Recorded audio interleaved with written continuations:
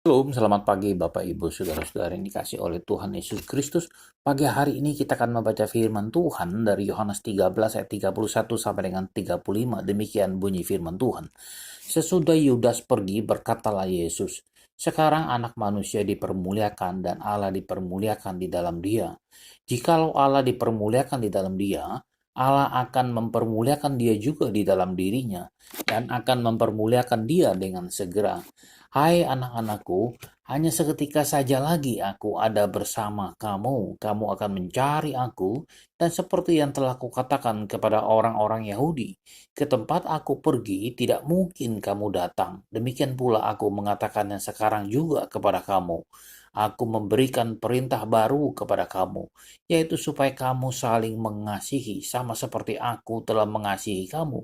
Demikian pula kamu harus saling mengasihi. Ayat yang ke-35, dengan demikian semua orang akan tahu bahwa kamu adalah murid-muridku, yaitu jikalau kamu saling mengasihi. Saudara yang dikasih oleh Tuhan Yesus Kristus, anak manusia adalah sebutan pilihan daripada Yesus itu sendiri, saudara. Hal ini mengisyaratkan sifat-sifat manusia dan ilahi daripada Kristus. Yesus menggunakan karena istilah ini tidak digunakan di dalam Yudaism kerabian. Oleh karena itu, istilah ini tidak memiliki implikasi secara nasionalisme ataupun secara militerisme, dan kata ini menggabungkan kedua sifat keberadaannya, yaitu sifat manusiawi dan yang ilahi, saudara. Saudara, dipermuliakan ini seringkali juga digunakan atau 5 kali di dalam ayat Yohanes 13, 31 sampai 32 ini, saudara. Saudara, ini menunjukkan adalah satu bentuk future. Ini menunjukkan rencana penebusan daripada Allah itu melalui kematian dan kebangkitan Kristus.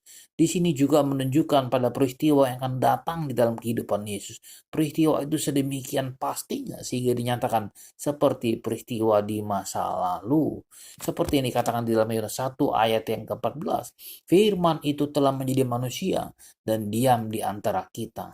Dan kita telah melihat kemuliaannya, yaitu kemuliaan yang diberikan kepadanya sebagai anak tunggal Bapa penuh kasih karunia dan kebenaran. Saudara, kalau kita lihat ayat yang ke-33, anak-anak yang dimaksud daripada Yohanes di sini adalah sebagai seorang tua. Yohanes sebagai seorang tua dari kota atau wilayah Efesus menggunakan sebutan yang sama untuk berbicara kepada jemaat di sana, saudara. Penggambaran Yesus adalah suatu cara lain untuk mengidentifikasikan diri Kristus dengan Bapa, bahwa dia adalah Bapa juga, bahwa dia juga adalah saudara, juga adalah juru selamat, kawan dan juga Tuhan, atau dengan cara lain dia adalah Tuhan yang transenden dan rekan yang selalu ada di dalam setiap aspek kehidupan kita. Saudara, ke tempat aku pergi tidak mungkin kamu datang. Para pemimpin Yahudi ini tidak bisa datang sama sekali, saudara. Para murid juga tidak akan bersama dengan Kristus sampai pada kematian mereka. Kematian atau pengangkatan akan mempersatukan Kristus dengan para pengikutnya, termasuk kita sebagai anak-anaknya dan pengikut Kristus. Saudara yang dikasih oleh Tuhan Yesus Kristus, dikatakan di dalam Yohanes 13:34, aku memberikan perintah baru kepadamu, yaitu supaya kamu saling mengasihi. Saudara, saling mengasihi ini adalah ciri khas daripada kekristenan, bahwa kita harus saling mengasihi sesama kita, bukan hanya kepada para murid, bukan hanya kepada sesama iman percaya kepada kita, tapi juga kepada setiap orang. Saudara, jadi bahwa orang-orang percaya harus saling mengasihi sebagaimana Kristus juga mengasihi mereka. Saudara, dengan demikian semua orang akan tahu bahwa kamu adalah murid-muridku.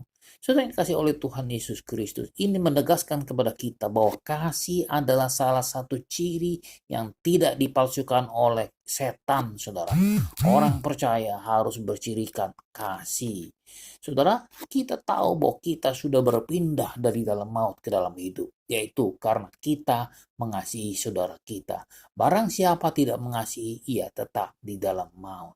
Sebab jikalau seseorang berkata, aku mengasihi Allah, dan ia membenci saudaranya, maka dia adalah pendusta. Karena barang siapa tidak mengasihi saudaranya yang dilihatnya, tidak mungkin dia mengasihi Allah yang tidak dilihatnya. Selamat pagi, selamat berkarya, dan Tuhan berkati.